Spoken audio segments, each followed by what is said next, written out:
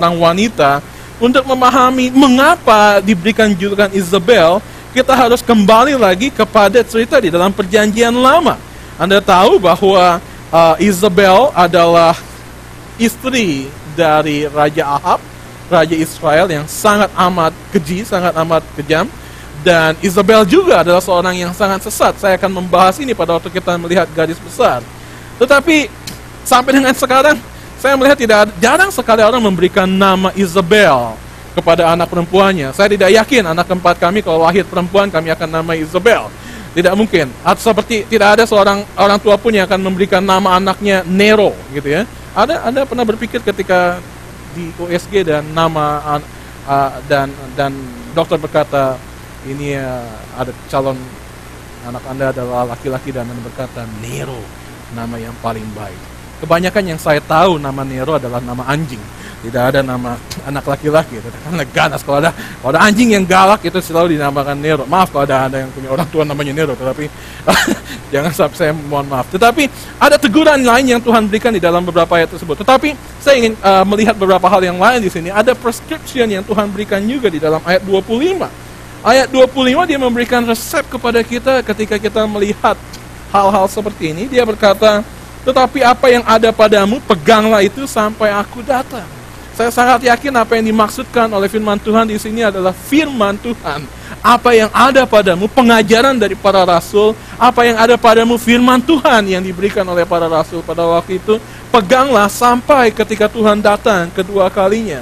Dan kemudian di dalam ayat 26 dan 27 nanti akan saya bahas ada reward yang Tuhan berikan kepada kita ketika dia berkata, dan barang siapa menang, ya, dan melakukan pekerjaanku sampai kesudahannya, ayat 26 dan 27, kepadanya akan kukaruniakan kuasa atas bangsa-bangsa, dan ia akan memerintah mereka dengan tongkat besi, mereka akan diremukan seperti tembikar tukang periuk, sama seperti yang kuterima dari Bapakku. Ada kesimpulan kemudian, ada conclusion yang diberikan di dalam bagian akhir, siapa bertelinga, hendaklah ia mendengarkan apa yang dikatakan Roh kepada jemaat-jemaat.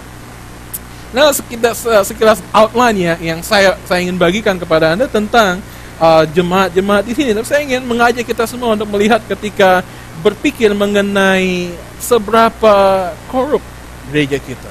Dan melihat kehidupan apa yang terjadi di dalam gereja di Tiatira pada waktu itu dan mulai merefleksikan apakah ini mulai sedikit terjadi, sedang terjadi, atau mungkin akan terjadi kalau kita tidak sungguh-sungguh mengantisipasi dengan baik. Yang pertama, saya ingin mengajak Anda untuk melihat bahwa gereja kita dapat terkorupsi, dapat menjadi korup ketika kita tidak memegang teguh doktrin.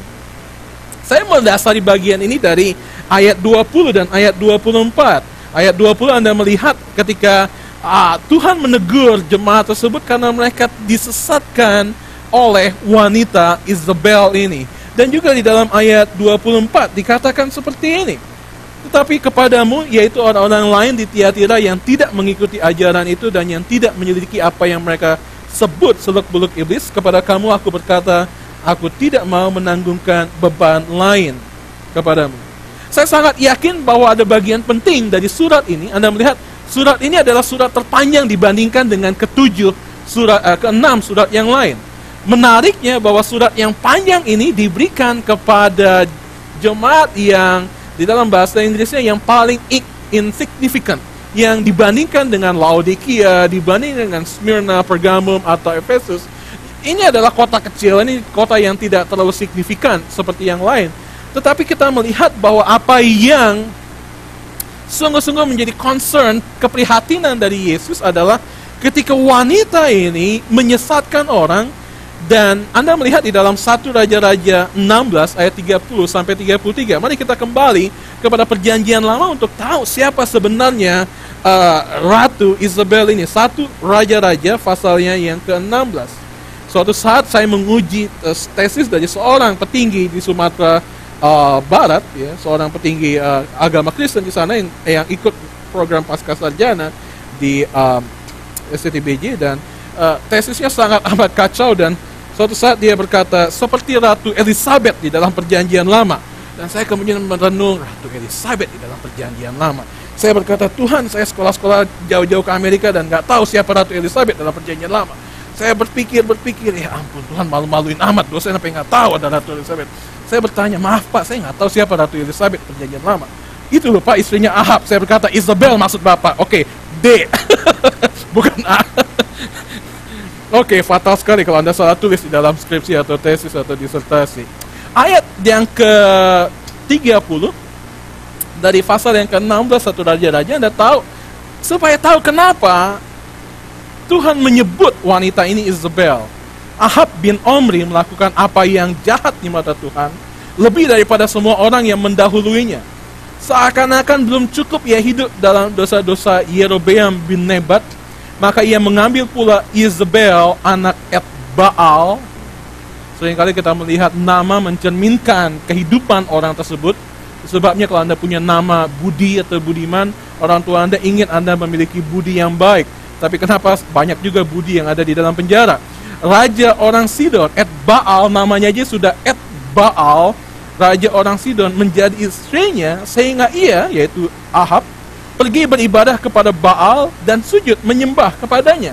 Jadi dosa yang dilakukan oleh Ahab adalah bukan sekedar menikahi wanita yang bukan orang Israel, ya, tetapi juga kemudian dia menyembah kepada Baal. Belum cukup sampai di situ dosa dari Ahab. Dia katakan di dalam ayat 32, kemudian ia membuat mezbah untuk Baal itu di kuil Baal yang didirikan di Samaria. Sesudah itu Ahab membuat patung Asyera, dan Ahab melanjutkan bertindak demikian sehingga ia menimbulkan sakit hati Tuhan Allah Israel lebih dari semua raja-raja Israel yang mendahuluinya. Anda tahu apakah Ahab melakukan itu atas dasar inisiatifnya sendiri? Saya tidak yakin. Ahab adalah termasuk orang-orang yang masuk di dalam kumpulan DKI. Anda tahu DKI? Saya nggak tahu di Texas ini masih tahu dengan di bawah ketiak istri. Anda tahu itu di bawah ketiak istri. Under your wife's armpit, ya, di bawah ketiak istri. Bisa terjemahin? Oke, good. Armpit of your wife, ya. Suatu saat di surga ada 2 baris, ya. Anda pernah mendengar cerita ini, ada 2 baris. Pernah mendengar cerita ini, ya. Jadi saya tidak perlu ulang lagi. Jadi ya, saya nggak tahu Anda dalam barisan yang mana. Tetapi Ahab, saya tidak yakin dia melakukannya atas inisiatif dia sendiri, karena Anda melihat di dalam pasal-pasal berikutnya. Isabel luar biasa mempengaruhi, bahkan sampai nabi besar kita Elia pun takut. Ketika Elia sudah memenangkan pertempuran di Gunung Karmel, dia takut untuk bertemu dengan Isabel dan dia lari. Nah, apa yang dilakukan oleh Ahab adalah hasil perbuatan atau hasutan, penyesatan yang dilakukan oleh istrinya Isabel. Dan kita melihat sebenarnya mengapa ada julukan yang diberikan sedemikian rupa oleh Tuhan kepada wanita ini, karena apa yang sedang dilakukan oleh wanita ini terhadap jemaat yang ada di dalam Tiatira. Anda tahu bahwa Isabel pada zaman perjanjian lama menyesatkan suaminya, dan karena kesesatan yang dia berikan bukan saja suaminya, tapi seluruh bangsa Israel menjadi sesat karena ajaran yang dia bawa, karena ajaran yang tidak benar yang dia bawa kepada Israel, sehingga akhirnya kekacauan yang terjadi luar biasa di dalam kerajaan Israel pada waktu itu mempengaruhi kehidupan kerohanian dari mereka semua. Mereka tidak lagi menyembah kepada Allah Israel, kepada Allah Yehova, tetapi mereka takut kepada dewa Baal yang tidak mampu memberikan apapun kepada mereka. Ini yang kemudian perlu kita lihat, mengapa Allah memberikan julukan kepada wanita di Tiatira ini, yang kita tidak kenalkan apa yang dia lakukan, menyesatkan jemaat di Tiatira dengan ajaran yang tidak benar. Dikatakan di situ bahwa menyesatkan mereka dengan perzinahan, dengan ajaran-ajaran yang lain yang kemudian membuat beberapa orang di jemaat Tiatira terpengaruh dengan kehidupan mereka. Inilah yang sebenarnya sedang diperingatkan oleh Allah kepada jemaat di Tiatira. Dan saya yakin juga sedang diperingatkan oleh Allah kepada kita LIC di Texas saat ini, untuk tidak mencemari ajaran Alkitab yang kita pegang teguh dengan ajaran-ajaran lain yang sesat, yang tidak sesuai dengan firman Tuhan. Paulus, Anda melihat di dalam 2 suratnya kepada muridnya Timotius, memberikan penegasan bahwa mereka harus memegang teguh kepada ajaran-ajaran. Sebagai kaum baptis, kita adalah orang-orang yang sangat amat teguh memegang ajaran Alkitab. Kita memegang teguh doktrin yang kita pelajari selama ini, yang kita yakini selama ini. Kita